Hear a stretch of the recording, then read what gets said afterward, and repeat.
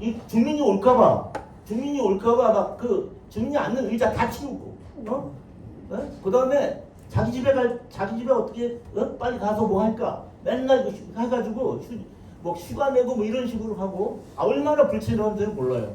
이런 사람들이 하위 공무원들의 그 공직 소명 의식은 선생님의 대상인지 아닌지 이것도 좀 묻고 싶어요. 선생님은 그 고위공무원들, 특히 옛날에 있었던 성리학자들, 화랑들이 굉장히 그 훌륭한 점을 말씀하시잖아요. 근데 그 사람들이 과연 그랬을까요? 과연 그 사람들이 그 폴리틱스에서 또 자기 승진하고 그렇게 잘했으면 인지를 할 때 허위 보고하고 그렇게 했을까요? 그래서 국난을 불러일으켰을까요? 그 내부 폴리틱스가 엄청났을 거라고 생각하고, 화랑도 있잖아요. 징벌, 성벌 있잖아요. 성벌은 아니에요, 화랑이. 징벌부터 낭도해가지고 아주 그 신분 체계 속에서 아주 자기들끼리 나눠먹고 구워먹고, 예? 지금도 공무원들이 그렇게 하지 않을까요? 지금 우리나라 공무원들이 지금 과연 저 소명의식, 공직의식 갖고 그래, 그거 책에 있는 얘기고, 나는 지금 승진해야 되고, 그죠? 그 다음에 내가 있잖아요, 우리 산하 위성조직 만들어야 되고, 거기 내가 가야 되고, 예산 다 빠서 빼와야 되고, 이런 것이 제 얘기가 아니에요. 이건 미국에 있는 학자들이 하는 얘기예요.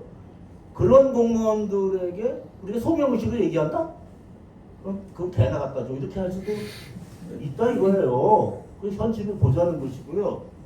그래서 공무원들이 있잖아요, 이거 다 하는 얘기인데, 자기 조직이나 자기 프레임 속에서 소명의식을 갖게 되면은 진짜 큰일 나는 거죠. 자기 조직하고 자기 프레임. 아니, 성리학자들이 저는 의식화됐다고 생각하는 거, 우리나라 운동권처럼.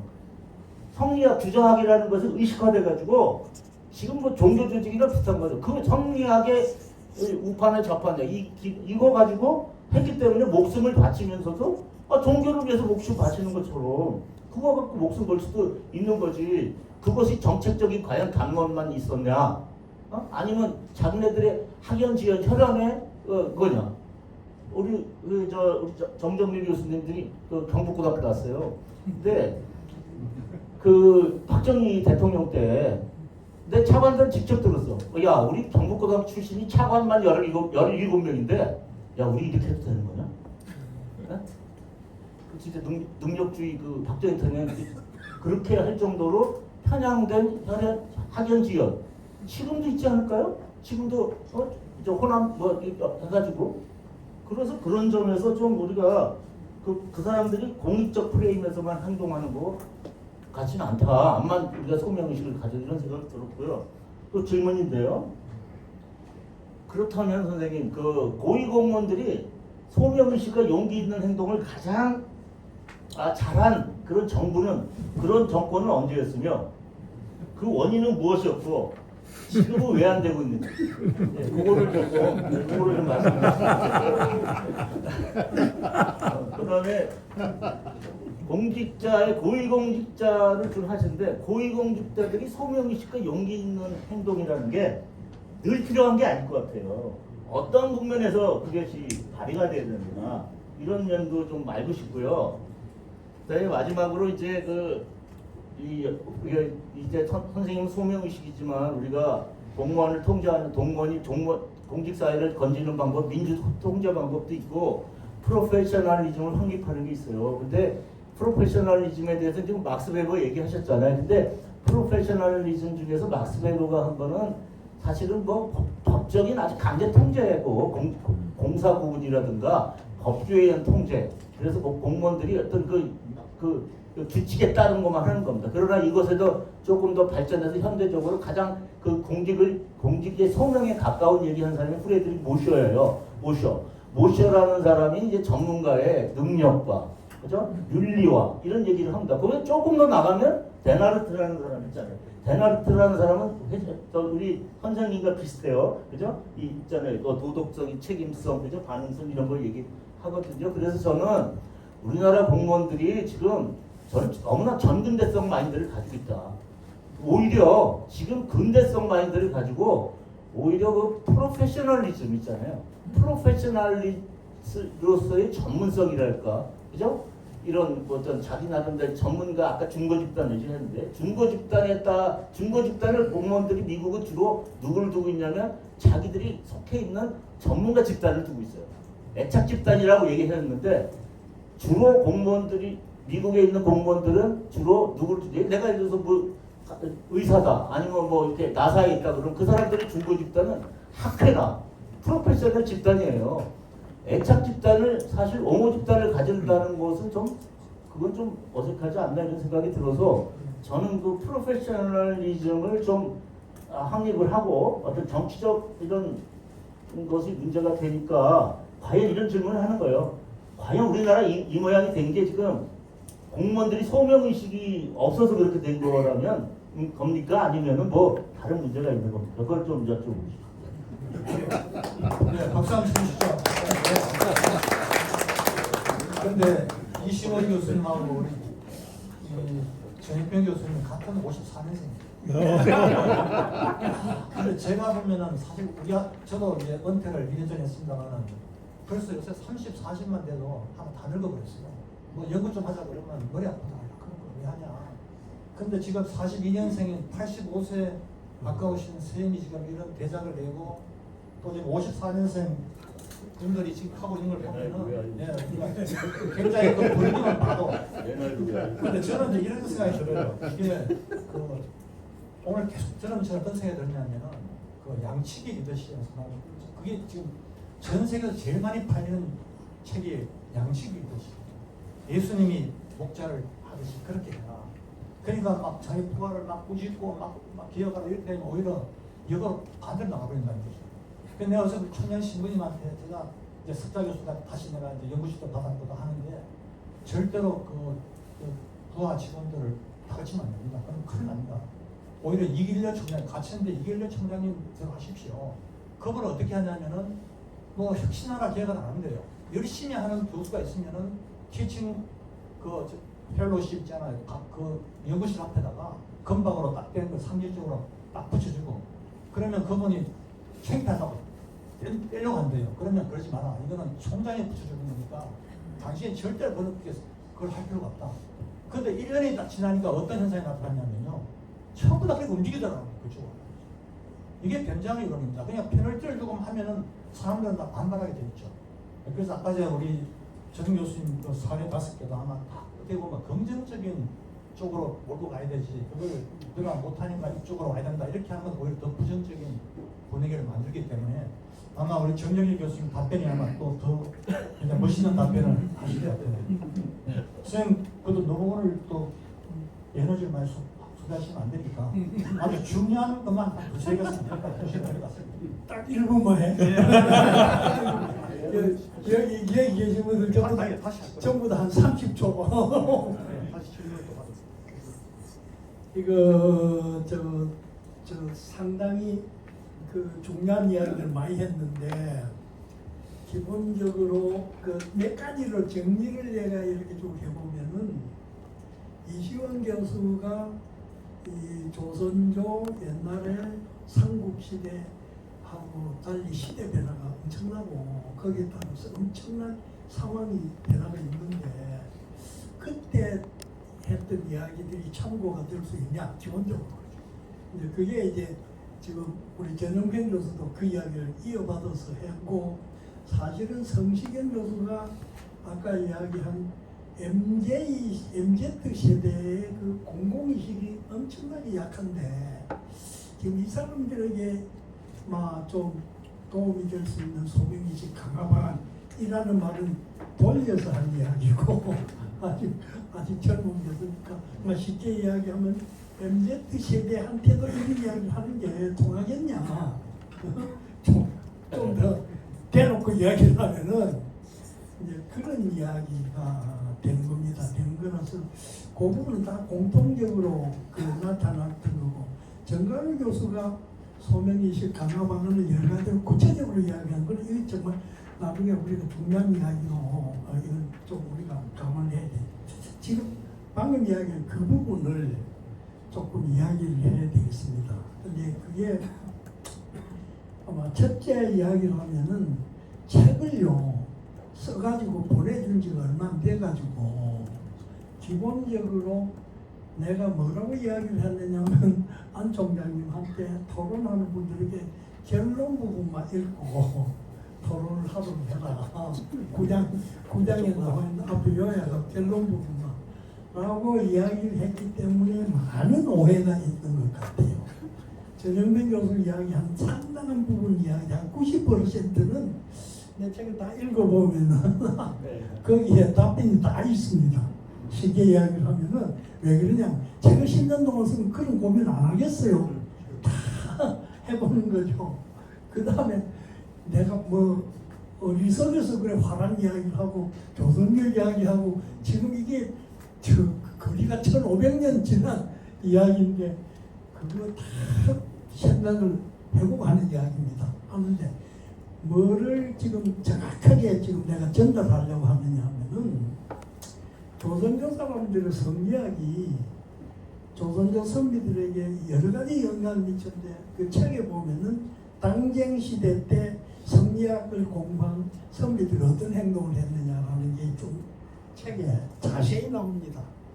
거기에 이제 보면은 성리학이 도리를 내팽개치고 정권 쟁탈을 위해서 추악하게 상대편을 음모해가지고 반역죄로 몰아서 죽이는 이야기하고 이런 이야기들이 쭉 다 나옵니다. 쭉 다 나오고 그게 이제 지금 내가 이야기하려면 그 뜻을 이해를 할 겁니다. 그 다음에 화랑이 나고 죽었다고 해서 그걸 되게 찬양하고 그거 지금 배우자 그런 이야기 아니잖아요. 쉽게 이야기하면 그 사람들이 죽을 때 무엇을 중요하게 생각을 뭐 때문에 그렇게 죽었느냐 그 이유가 뭐냐, 자기가 해야 될 일이 정말 중요하다고 확신을 했다.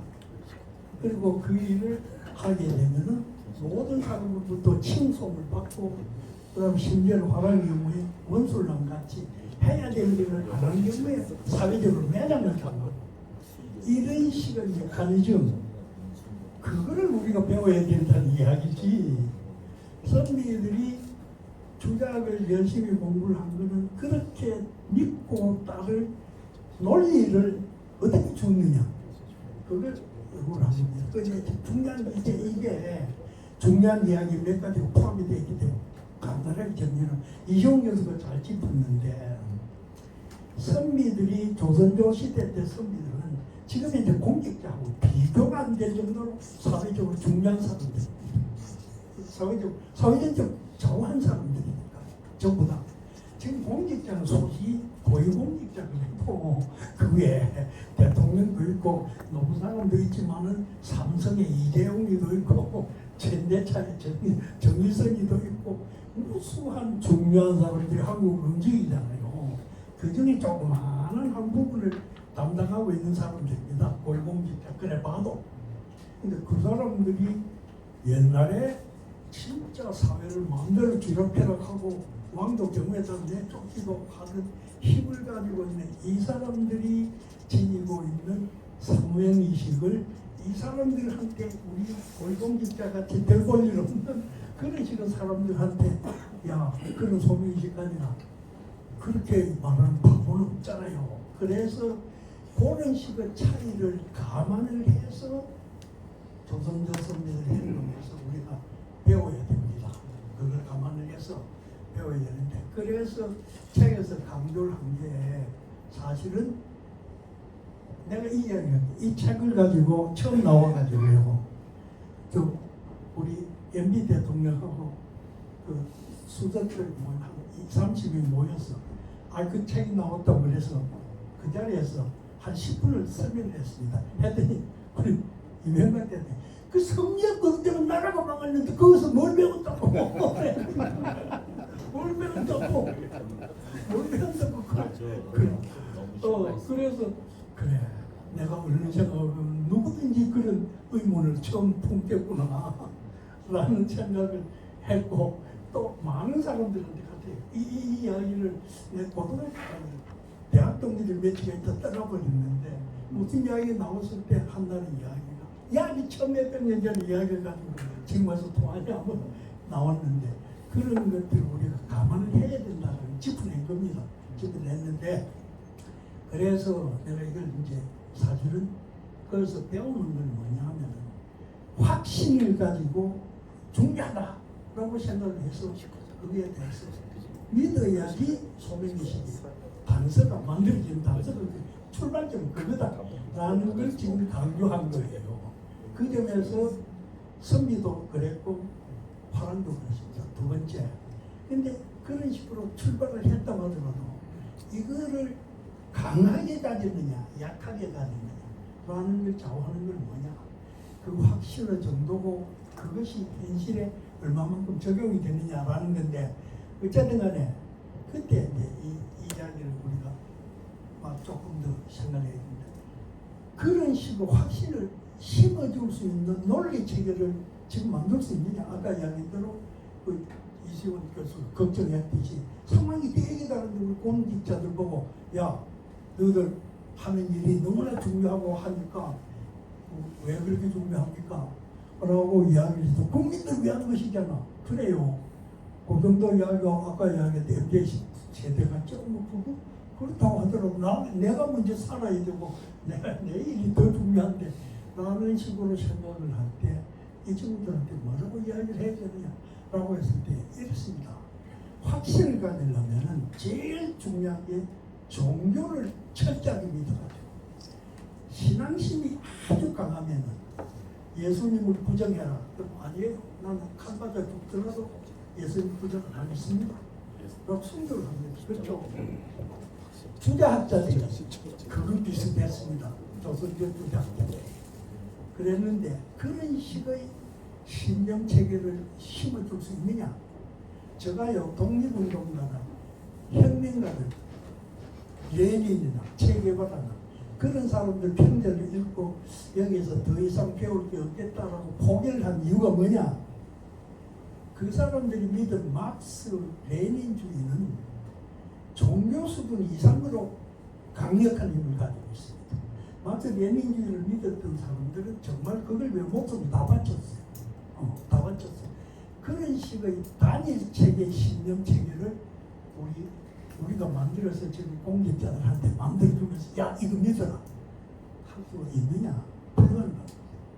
그런데 내가 화랑에서 발견한 건 뭐냐 하면은 단일의 신념 체계가 아니라 여러 가지 요인들이 얽혀서 작동을 해서 목숨을 걸고 싸우고 그 여러 가지 것들이 뭐냐 하면은 세속국에서 나타나 있는 내용들 그 중에서 총이라는 국가를 위해서 목숨 바친다라는 거, 효라는 거, 아버지가 명령했습니다. 내가 죽는다 라는 거, 이 가문을 위해서 이런 것들하고 그뿐만 아니라 산신, 숭배, 샤머니즘 요소 거기다 플러스 불교의 영향이 굉장히 강하게 작동합니다.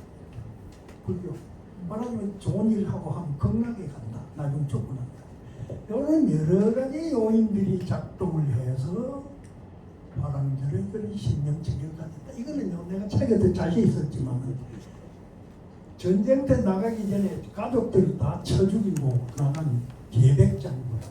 그 다음에 우리 가서 당연히 죽는다라고 그러고 나갔던 5천 결사대 다 마찬가지예요. 이게 자료가 없기 때문에 화랑 쪽에 매달려 자료가 많은 화랑을 우리 연구를 하는데 자료가 있으니까 했는데 기본적으로 그때 당시 시대 정신 바람이를 이야기를 했지만은 당시의 시대 정신이 그런 거예요. 고구려 백제 다 신라와 똑같은 청년 단체가 있었어요. 청소년 단체 있었는데 자료가 없기 때문에 여하튼 이 청소년 단체들은 조선조 선비와 달리 다양한 요인들의 결합이 돼서 그래가지고 목숨 걸고 나가서 죽었다. 그런 신명체계를 가질 수 있었다. 소명의식을 가질 수 있었다. 그게 저한테 희망을 준 겁니다. 그렇다면은 우리 공직자들에게도 막스 레닌주의 같은 단일 신명체계를 우리가 어떻게 만들겠어요? 지금 AI가 모든 걸 알고 있는 시대에 젊은 친구들이 그만 믿겠어요? 아무도 안 믿어요. 그러나 다양한 요인들을 지적을 하면서 이러니까 해야 된다. 이거 진짜 소명의식을 가진 중요하다 라고 해야 될 게 내 책에서 쭉 쓰여진 논지가 그겁니다. 근데 그걸 이렇게 뚜렷하게 밝히기가 잘 안 해준 것 같아. 그래가지고 사람들이 그런 이야기를 했는데 이 이야기는 내가 MB한테 못했어요. 그때 시간이 없어가지고 그건 오해입니다 라고만 이야기가 끝났는데 오늘 그 이야기를 잘 꺼냈어요. 그래서 막 이야기하고 이제 시간이 많이 됐으니까 오늘 막 정광 교수가 좀 더 구체적으로 전현평 교수도 그 이야기를 했는데 전현평 교수 그때 이제 그 이야기한 내용들 몇 가지 하고 연결되는데 특히 로드맵 이야기 같은 이야기를 좀 했는데 기본적으로 이렇습니다. 지금 내가 생각할 때는 한국 사회를 올바르게 바로잡으려면은 공직자들 정신 좀 차리고 자기 분야에서 정말 전문성을 키워가지고 소명의식 갖고 수행 능력을 키워가면서 정신을 차리고 그 다음에 대통령 포함 집권 세력들이 이 공직자들을 좀 이렇게 격려도 해주고 친구들 두드러 패는 게 아니라 이걸 해주고 두드러 패려고 그럴 때 바깥에 있는 우리 정치시민들이 공직자들을 보호해주고 격려해주고 이게 이제 막 집권 정부를 운영하는 쪽에서 일어나야 할 기본적인 일이다. 그래야 된다. 그다음에 거기에 플러스해서 그렇게 하기 위해서는 공직자 소명의식을 가지는 것도 중요하지만은 첫째 공직 풍토 계획을 안 해주면은 공직자들 정신 못 차립니다. 도저히 차릴 수가 없다. 여러 가지 이유 때문에 그래서 그 풍토 계획을 해야 된다. 아까 그래서 행정학계 차원에서 이걸 좀 해야 된다. 그 다음에 내가 이야기를 안 하고 책에는 잠깐 나와 있는데 바로 로드맵 이야기인데요. 지금 AI가 나와서 모든 문제를 뒤집고 나가고 뭐 하니까 상황 변화가 급격합니다.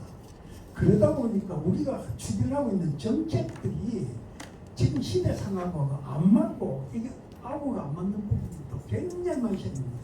굉장히 많이 생기고 앞으로 어디로 가야 될지 방안을 못 잡아가지고 그래가지고 갈팡질팡하고 나가는데 지식사회가 되려면 적어도 지식인들이 모여서 이렇게 혼란스럽고 불명확하더라도 불확실하더라도 미래가 대강 어떻게 될 것이다 라는 시나리오를 적어도 한 3개 정도는 만들어 놓고 시나리오별로 중요한 이런 문제를 해결하는데 기본적인 정책 방향이 어떻게 되어야 될 거냐 라는 것들을 시나리오별로 좀 정리를 해가지고 그러면 조금 더 공직자들이 던져서 구체화시켜서 시나리오별로 한 3개 정도를 치고 있다가 상황 변화에 따라서 적합한 시나리오를 좀 맞춰나가는 이걸 내가 그랜드 팔리시 마스터 플랜 GMP라고 그랬는데 말하자면 정책 대종합계획 그 비슷한 것을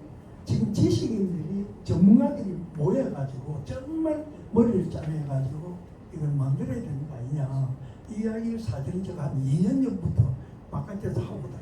이걸 만들기 위해서 여러 가지를 뭐 생각을 하다가 그걸 추진 못하고 지금 있는데 여하튼 그런 것들이 사실은 굉장히 절실해요.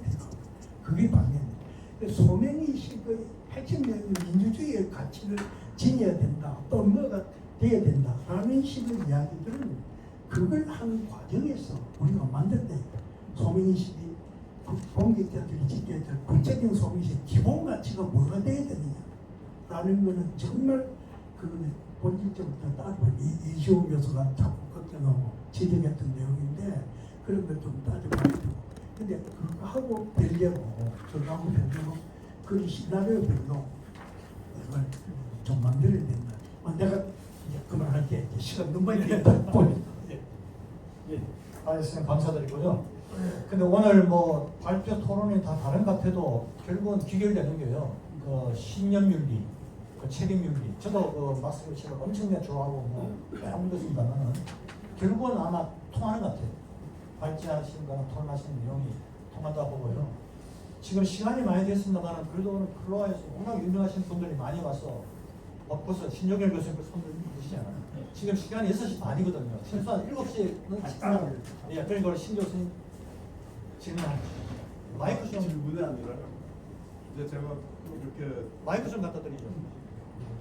이야기하는 걸 내가 스쳐 지나갔는데 중용 그 이야기를 하면서 이게 밸런스를 맞추는 게 중요하다는 이야기인데 시계 이야기는 좌파 우파가 격돌을 하게 되면은 자칫 잘못하면 한쪽으로 너무 끌려가고 이쪽 저쪽으로 끌려가서 성장 인계점이나 복귀 인계점을 일탈합니다. 근데 그게 이제 제일 겁이 나는 그 중에 하나입니다. 그래서 이게 아까도 이야기했지만은 과격한 파들이 당권을 쥐고 있으니까 이쪽이든 저쪽이든 그러니까 그래서 그러면은 이게 우리가 흔히 말하는 중도실용주의 쉽게 이야기하면 안토니 기든스가 말하는 제3의 좌우간이라고 하는 것이 무엇이겠느냐 그걸 구체적으로 한번 따져보면 어떻게 되겠느냐 이 따진 게 이 그림표인데 거기에 대해서 내가 나중에 정통자한테 답을 해줄게 왜 그냥 저 사람은 거기 이제 박사야 작가세요 근데 가만히 있어 끝내는 거 아닙니까? 아니 한 분만 더 질문 한 분만 더 질문해 주시죠. 받겠습니다. 없으면 제가 아, 예. 예. 제가 전 중앙대학에서 조선시대를 가르쳤습니다. 근데 우리 선생님이 그 신라, 조선 뭐 이런 성리학과 얘기해서 상당히 반가웠는데요. 실제는 전 도리어 막스웨버 가지고 얘기하려고 했는데 그걸 빼고 도리어 방어하는 얘기를 해야 되겠다. 제목이 소명의식이잖아요. 결국 소명의식이라는 말은 도덕 윤리의 강조라는 뜻이 들어가죠. 테크니컬한 거는 다 빼고 기본이고. 그런다면 소명의식은 공직자의 소명의식은 신라 시대나 조선 시대나 지금이야 같습니다. 다른 소명의식이 어디 있어요? 중요한 게 조선 시대는 청병리 제도가 있었거든요. 굉장한 그 영해적은 뭐 가문의 대대로 가는 그런 걸 통해서 이제 청렴을 이끌기도 하고 그 다음에 목이 잘라도 할 말을 했다. 꼭 복권시켜줍니다. 그런 사람들은 왕이 바뀌거나 100년이나 200년 뒤에 역적한 사람들 다 복권시켜줘요.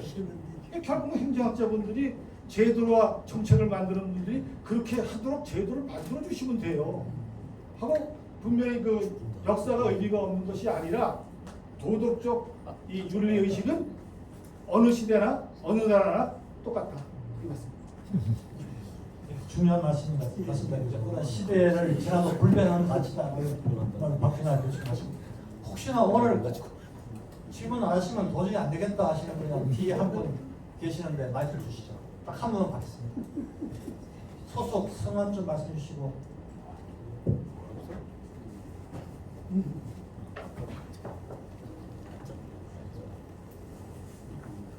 저기 안 나와. 자.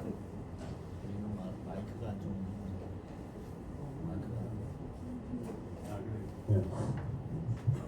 예, 저는 그 직장에 다니다가 퇴직을 하고 나왔는 그 민초입니다. 하여튼 그정 교수님 그 출판 기념회 축하드리고요. 제가 말씀드릴 수 있는 거는 여기 많은 분들이 지금 학자고 정말 전문가이신데 저는 완전 민초입니다. 제가 이 생각할 때는 지금 그 공무원들 윤리 의식이라든가 도덕관념이 다 중요하지만은 그게 인위적으로 될 수가 없습니다. 근본적으로는 사실 국민 전체의 교육의 문제고 교육에 의해서 해결돼야 되는 거고 어떻게 할 수가 없습니다. 예를 들어 싱가포르 같은 경우에는 공무원들한테 모든 그 예우가 엄청나게 잘 주고 있습니다. 그러니까 사실은 그 사람도 소명의식을 가질 수 있고 지금 같은 이 자본주의 사회에서 다른 사람보다 네가 희생하면서 소명의식을 가지고 뭘 하라 굉장히 어려운 현실입니다. 그럼 제가 이제 간단히 말씀드릴 하나 제안을 드릴 수 있는 거는 오늘 여기 주로 행정학회를 정하신 교수님들이 많이 계시니까 정보관공서에 여러 가지 부서가 있지만 거기 이제 학과별로 따지면 뭐 여러 가지가 있겠지만은 인문계 뭐 이공계 있겠지만 그래도 행정은 전체 공무원들을 대변할 수 있는 큰 그림을 그릴 수 있는 그런 학자분들 아니냐. 그럼 저는 공무원들 때보다도 이분들이 정말 대단한 그런 학자분들로서 이걸 리더를 해줘야 된다. 그리고 공무원들이 사명의식을 갖고 성명의식을 갖도록 어떤 제도적인 그런 활동을 좀 하셔야 된다. 저는 그걸 정말 부탁드리고 싶습니다. 학교 차원에서 얼마든지 할 수 있습니다. 그러니까 이제 실체하는 것보다도 정말 우수한 공무원들, 정말 잘하는 바른소리 하는 공무원들을 석방한다든가 여러 가지로 그 사람들이 어떤 정치인에서 잘렸을 때 그분들을 어떻게 살릴 수 있는 그런 운동을 해주신다든가 그 다른 사람도 알고 굉장히 중요한 옵션 리더잖아요. 그분들이 좀 그렇게 행정학회니까 대한민국 행정학회니까 행정을 관여할 수 있으니까 이런 부분들을 저는 실천적으로 좀 해주시고 어떻게 했느냐. 뭐 저는 민주로서 잘 모르지만 많은 활동을 하셨겠지만은 그런 걸 제안해드리고 싶습니다. 예, 이상입니다.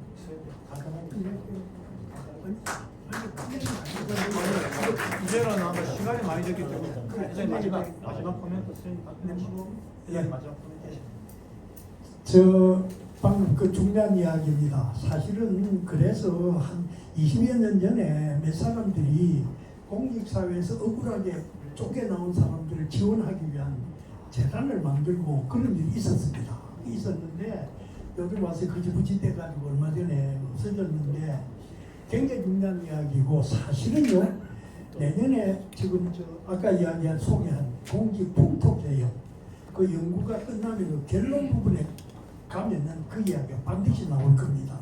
나와서 여러 가지 감사, 여러 가지 복잡한 규정 규칙 폐기하는 거, 정치권에서 개입해가지고 공직자 괴롭히는 거, 뭐 이런 것들 없애라라고 하면서 그 이야기도 나올 겁니다. 또 뭐 이야기 잡은 김에 오늘 사실은요 우리 내공 교수가 이시원 교수가 제일 먼저 문을 이렇게 잘 열어줘가지고 아주 솔직한 이야기들을 많이 했는데 그 이야기들이 정말 오늘날 듣고 야 내가 이 책을 잘 썼구나 이걸 기회로 해서 이런 이야기들이 다 튀어나오고 그게 이제 자꾸 우리들 사이에 논의가 되고 이래서 뭔가 변화를 일으킬 수 있는 계기를 만들어야 되겠다라는 게 제가 근본 목적인데 그 목적 중 중요한 부분을 좀 지금 달성하고 있구나라는 생각이 듭니다. 진짜 그 프로세스 사실은 오늘 이 책은요 우리 주민자치회장이신 학회장이신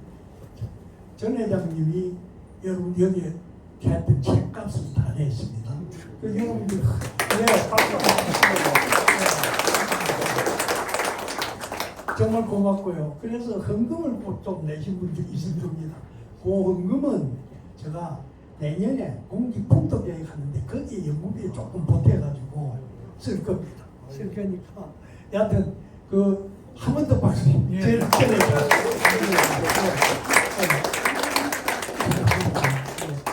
그리고 끝이니까 오늘 오신 분들 정말 고맙습니다. 그리고 갈 때 조심해서 가시라. 너무 나는 걱정이 속지 많이 됩니다. 저 친구들은 지금 다 떠났네요. 난 다행이죠. 다행히 생각하기 때문에 여튼 조심해서 가시라. 고맙습니다. 예. 예.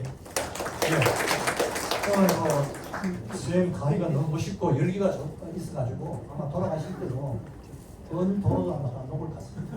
예, 우리 전 회장님 마지막 이제 클로징 코멘트 듣고 마무리하도록 하겠습니다. 예. 예. 마이크 들려.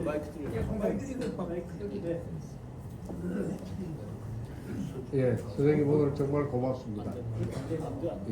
이게 마이크입니다. 예. 선생님 오늘 정말 고맙습니다. 그 선생님이 오늘 말씀드린 부분을 제 나름대로 이제 해설해보면 이런 것 같습니다. 그 주자학에서는 그 이제 사람들도 전부 복종을 해야 되지만 따라야 되지만은 왕도 따를 수밖에 없는 천리가 있었습니다. 그리고 그 심판은 역사가 해줍니다.